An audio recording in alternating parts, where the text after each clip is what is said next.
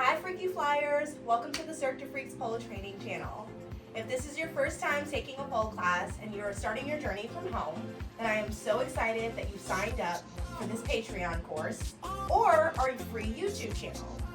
I am going to be giving you as many in-depth tools to learn the pole from the grace of your own space as I am able to provide.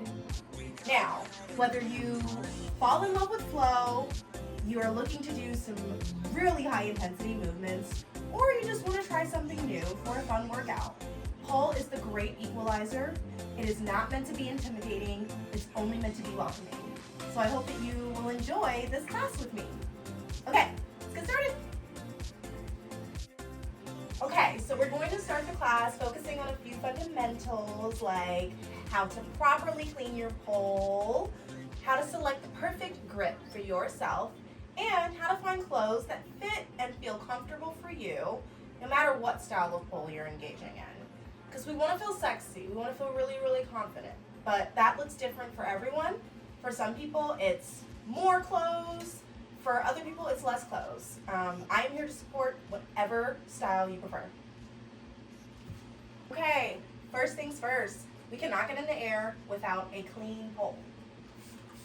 So, you shouldn't be cleaning your pole with anything too intense. Some very basic isopropyl alcohol spray will do just fine. They have the pre-filled bottles at Walgreens or Walmart, but if you are a little cheap like me, you are probably going to be just fine buying yourself a little bottle for your first aid kit and just making sure that you're including it as a regular grocery item, even if you're not getting a lot of bruises. Okay. You do have to climb sometimes in order to clean the pole, and because I am just starting class, I don't really have any grip on. But the fun thing is that the towel can help you. So, just gonna quickly get up here,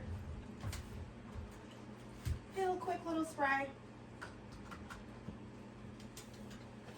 Just gonna clean that thing all the way at the top.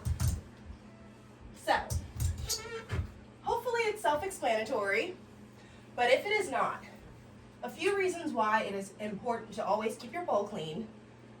One, your pole reflects all the work that you've been putting in, which means it probably has a lot of grip and body oil buildup.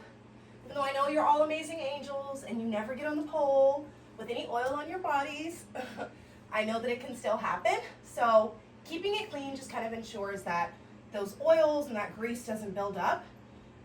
Because even if you are freshly gripped with freshly clean skin, if your pole is like covered in smut, then you're really just not going to get the best session out of it.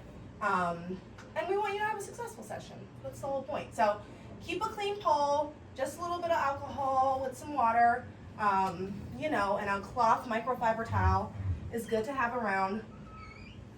Whether you have a chrome or a steel pole, you may notice some differences as well regarding buildup. So, everyone is all about chrome, but at the end of the day, I say go with whatever you can afford. And again, just do some digging into whether or not there are any custom solutions or nuances for your particular type of pole. Another fun tip is you can always use paper towels instead of a microfiber cloth if you want to ensure that you're really removing all of the oil and there's no chance that you're kind of like rubbing some of it back into the pole. It just happens naturally, but no big deal. Okay, now we're clean. Second, and I consider this to be pretty important, we're gonna talk about grip.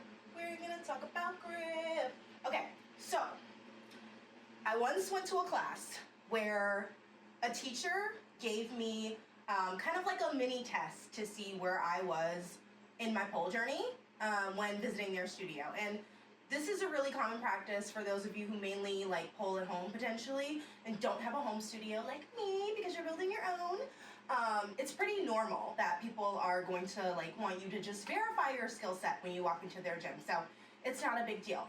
But what I will say is try not to pay attention to the little nuggets, right, that people like to give you that you really didn't ask for in your aerial journey. just because it can be very discouraging at times. One that I got on that particular day was, you know, when I asked them if they had grip or like what kind of grip they preferred, they said, well, I don't use grip. Well, fun fact, you know, I don't necessarily have to use grip either. I consider myself to be pretty advanced and pretty strong, but the reality is that everyone is not, and also every day is not created equal, right? I live in a very humid climate. Whether you're in a humid climate or you're somewhere that, you know, perhaps just indoors, right? Like you don't have the best circulation. You want to keep the tools that will help you perform. So that's just something I want to offer as a disclaimer. Like, don't get in your head with people who feel like, oh, you shouldn't be wearing grip or you're less of a bowler. It's not true. So with that in mind, these are probably the two that you're going to come across the most. Now we have the iTac 2 Extra Strength Pole Fitness Grip. A lot of people say this is the good one to go with once you've grown into intermediate to advanced shapes where you will be using a lot of arm strength, a lot of power. Most of these grips are going to be glycerin based, just to highlight. So if you do have any allergies or any skin reactivity, I would just, you know, take your time and again, like don't feel pressured to try any brand. But I do enjoy iTac 2.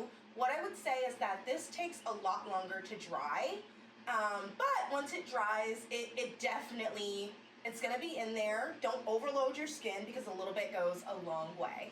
And similarly, the ultimate gripping solution, dry hands, this is the one that if you are starting in your journey and you are a beginner or you're learning fundamentals, this is probably what you will use. I honestly think that it's a great grip. I would say the thing that has people leave it behind the most as they evolve in their journey is probably just the fact that it leaves, right, like that chalky residue on your hands. And as you grow into performing or, you know, creating content and you may want a certain clean look, it's totally understandable that you might want to go for an option that just has like a clean, clear layer, something that is not, you know, really digging in on you. Whichever one you go with, though, I would encourage you to definitely pick one for the beginning of your journey. It's just going to help you to kind of guarantee that you'll be able to stay in the air to a certain extent. They also have pole gloves that help people grip if you're interested. I try to avoid any extra tools when I can because I do want to build up that natural grip, but please do whatever is comfortable for you because I just want you here having fun in this journey. So again, dry hands, iTac 2, and then if you go into Amazon, guys, there's plenty of just like, you know, different glue-based, like, whatever grips that you can try out. So give them a go. I am going to personally get into some iTac for my session today. We're only going to go over a couple of basic things, a couple of pole walks, a couple of fun things, pirouettes, but just in case, right, I feel up to doing a little bit more later, I'm going to, one, make sure you have an area where you keep your grip, your alcohol, you know, your hand wipes, just like everything you need for the best ideal pole session, right? If you have like a little small tiny hand fan, it's also a fun fact, it can help everything dry up just a little bit quicker, right? So I think that's pretty awesome. Okay, and then while I go ahead and let this dry, I'm just gonna go ahead and get my pole, for the sake of this particular moment, into static. We're gonna take it easy today. We're not gonna be doing too many advanced items. I'm just gonna show you guys a couple of basics, a pole walk, we're gonna get into a little bit of a pirouette, and then we're gonna look a little bit deeper at climbing, because I have given you guys some tips on climbing, but I wanna make sure that with the foundational practices, we're feeling really good about the things that, you know, get us strong and the things that just make us feel good. Okay. To get started, I think it's great to just do a few body warm-ups. So if you want to go ahead and throw some arm circles and some head circles into your mix, I think that'll be fantastic to get started. Always remember to go in both directions. We don't want the body to just be trained for living its best life in one direction. We want all the directions. And we always want to start with the head and the neck, because we spend so much time in it. We really do. We can do a little overhead arm stretch if we need to. A little bend at the waist. This is a great time to just get into your pedal pushers right now. We love the pedal pushers. These are going to open up your thighs. They'll also address kind of any remnant tightness, right, in those calves from your cardio that I know we were all amazing and did. For the sake of timing, I am not going to go through it today, but everybody definitely should start with a 5-minute run, or you can do jumping jacks. You can also do a bit of jump rope, just, you know, we just want some hot motions. Another favorite, very simple, easy one, handstand hops, baby. We love it. Okay. Cool. I'm going to do a pirouette by continuing to hold the pole with my inside arm, taking that outside leg, crossing it over my inside leg,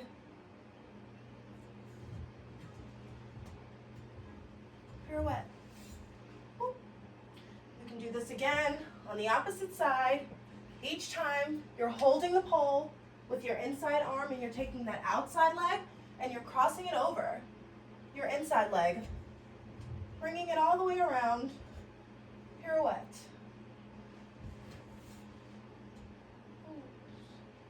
Okay, we love a pole turn, we love a pirouette. Now, when you are in pole, you're going to spend a great amount of time with your knee hooked on from a variety of angles. So I always think that doing a couple of side crunches, a few side lifts, and leveraging, right, that arm and that grip with the knee, I think it's always a strong way to start.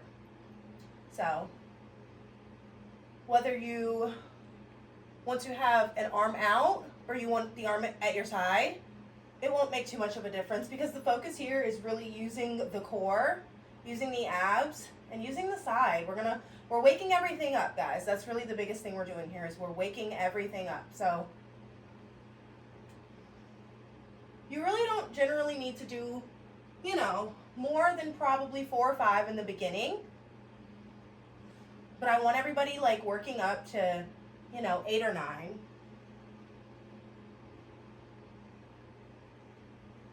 You can also keep the outside arm pinned to the body, and you can use that upper arm, that inside arm, to kind of guide everything. Okay. Now, with everything in pole, both sides. That is the key. Balance, guys, balance. It's normal to have a very dominant side, right? That's how we actually function. Our appendages have a dominant side, and then they have a more dependent side, right? So when you're born, you kind of figure out, are you right-handed? Are you left-handed? Well, on your pole journey, sometimes it matches the primary, you know, hand that you may do all of your writing and all of your behaviors with, and sometimes it doesn't, right? So I have a fun little test that I use if anyone has ever trained with me to pick which side is yours. I always say, if you're falling out of the sky, which side are you leaning into to save your life? Like which way do you feel most comfortable? And it can really vary, you know? If for those who say, well, climb on the pole. Okay. So I'm falling for my life. I want to know, like, which side? Well, I leaned right. So it's safe to say that I trust that my right arm can take the weight. And that's kind of how you make the decision. Make a little fun. We've done a couple of exercises. We're going to add in a couple of more. I want you guys doing some type of crunch or a pike. Now, typically people will begin doing the crunch because it's a little easier, right? Nobody really wants to do the pike leg lift. But the more advanced of a conditioning exercise you kind of push yourself into, the more advanced you're going to allow for yourself to progress in terms of your actual training journey. So I don't want you guys holding yourselves back.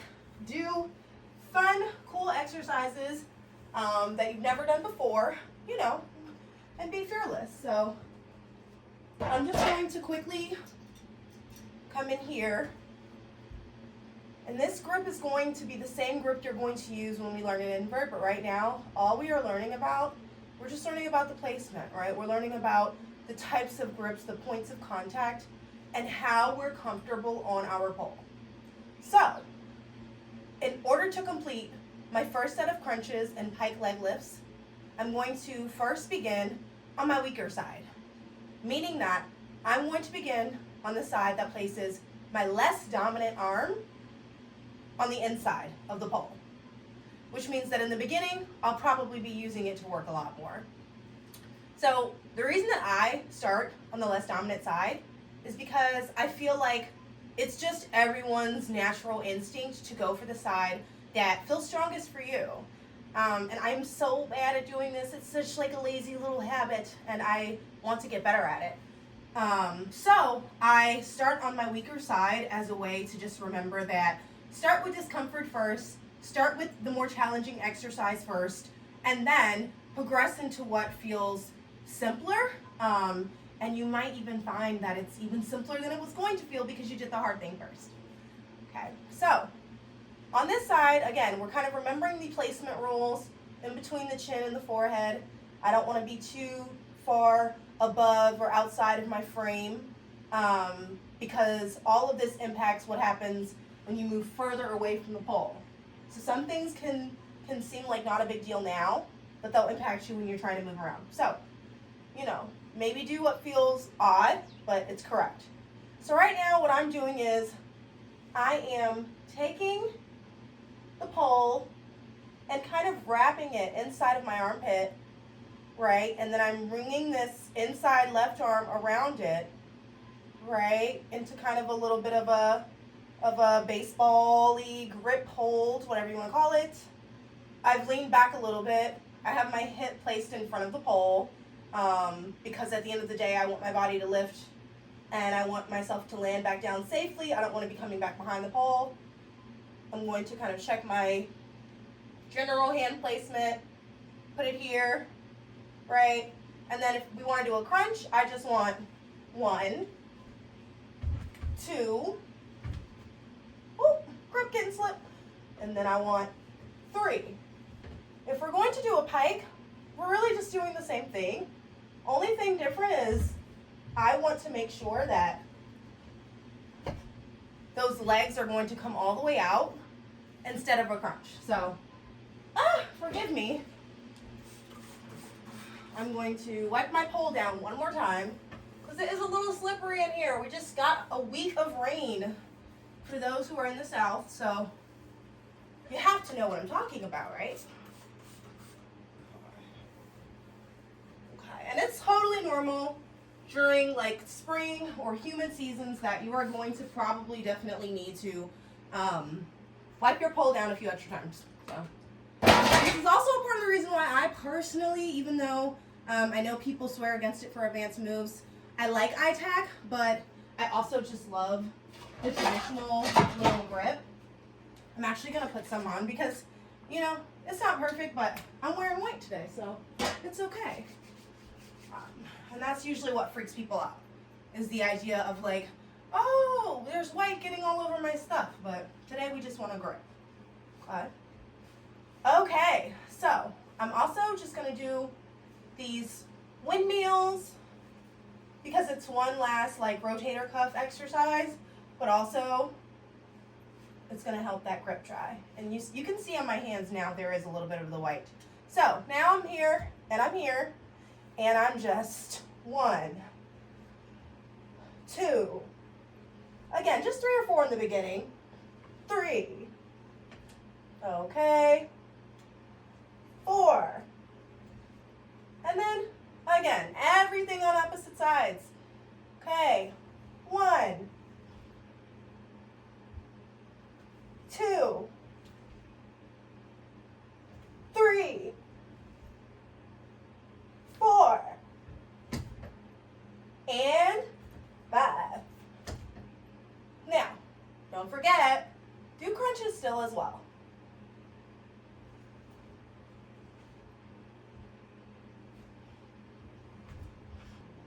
We have a couple of more exercises that I do want us to look at together. So the first one is going to be called an A-frame.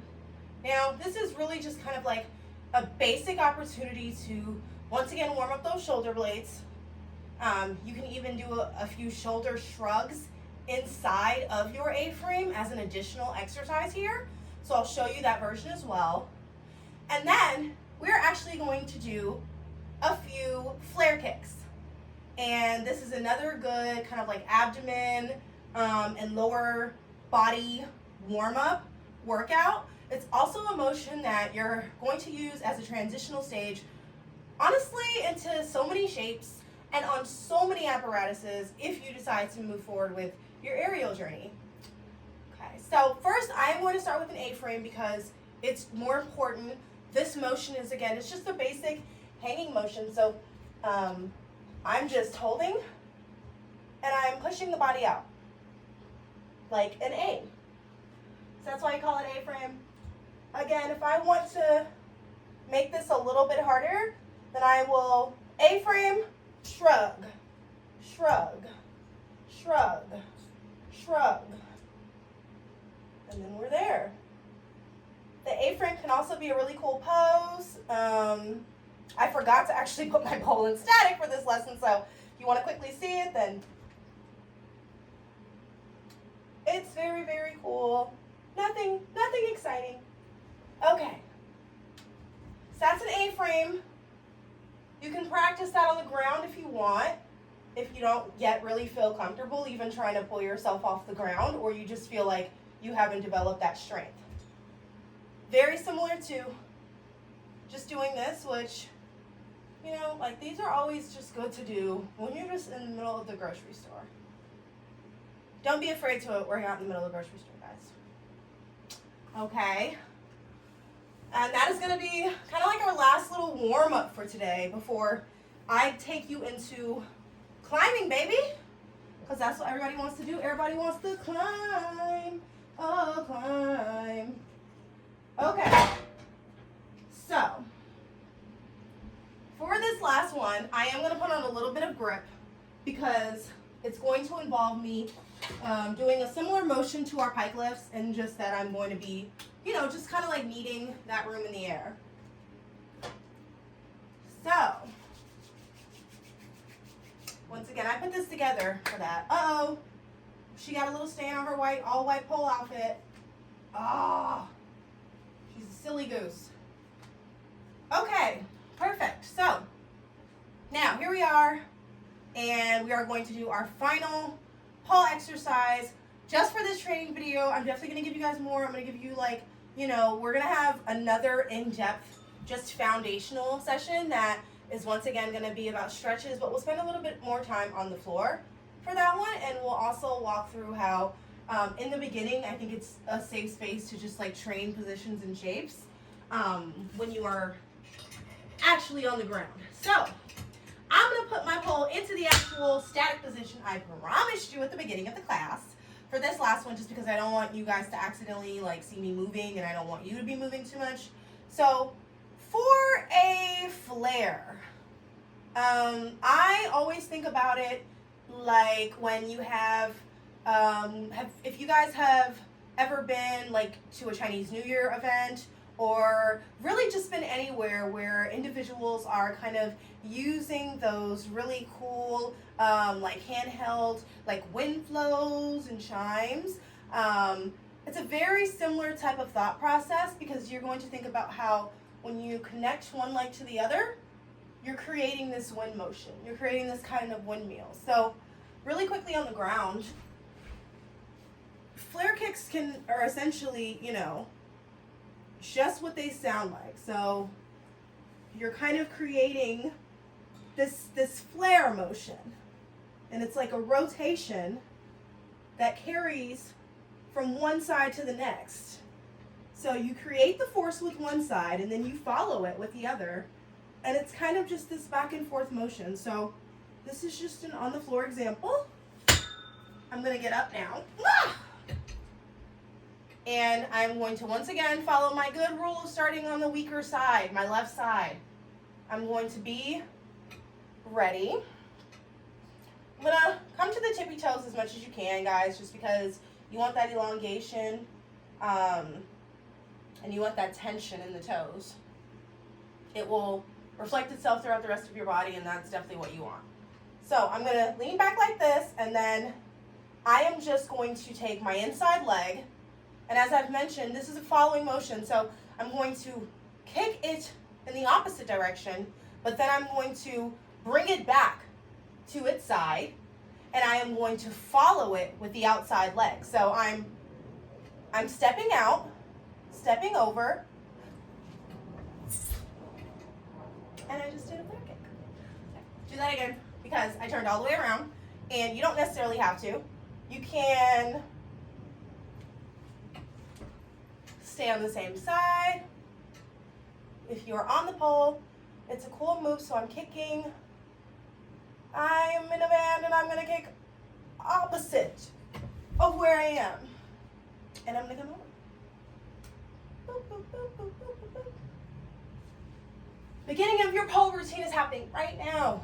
Okay, now opposite side, fun side maybe even, right? Because this is the strong side. So once again, we're wrapping that pole in our armpit, and I'm bringing it around, and it's gonna kind of like land right in an even place, right with my little chinny chin chin. I'm gonna do this here. Same thing, right? So I'm kicking to the opposite side, and whoop. Okay, I'll do that one more time for you guys. So I want you to see what's happening here, right? Because it's also all about this connection with the hip, guys, to the pole. This is a point of contact.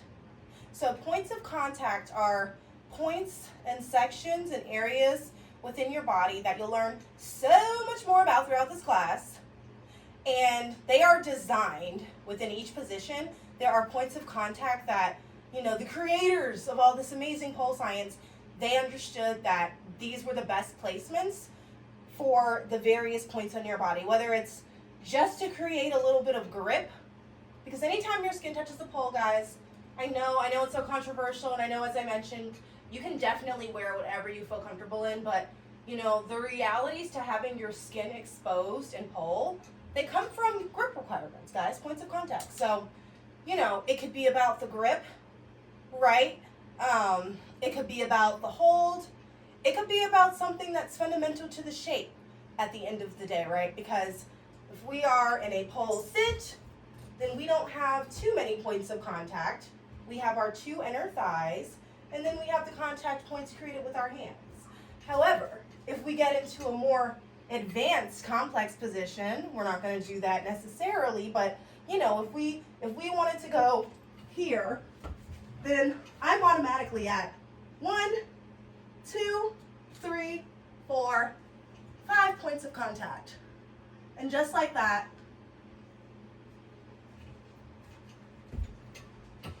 it gets a little bit more tricky. Okay, well, thank you guys so much for joining me for this super simple foundational course. I hope you found it useful. I'm gonna stop right there because I actually have some fun videos on climbing, and I wanna give you guys a chance to kind of just like soak in everything we went over today. So, please look forward to the next video, which will be coming to you guys next week.